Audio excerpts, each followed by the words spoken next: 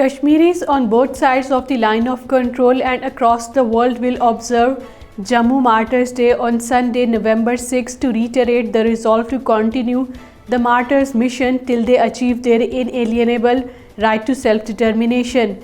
Hundreds of thousands of Kashmiris were martyred by the forces of Dogra Maharaja Hari Singh, Indian Army and Hindu fanatics in different parts of Jammu region while they were migrating to Pakistan during the first week of November in 1947.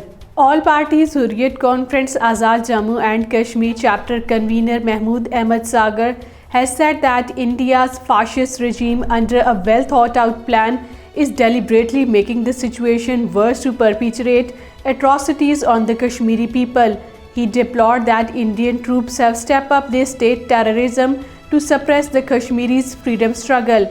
He paid rich tributes to the youth martyred by the troops in different areas of the occupied territory. As the world is observing International Day to End Impunity for Crimes Against Journalists, the media persons are facing state repression in occupied territory and in India.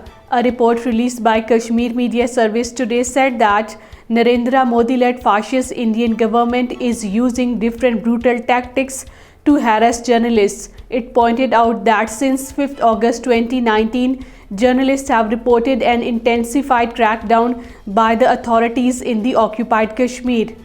Amid allegations by the opposition that Narendra Modi-led fascist government is using probe agencies and Indian forces to harass the political opponents, the Enforcement Directorate today summoned Jharkhand Chief Minister Hemant Soren for questioning in a money laundering case.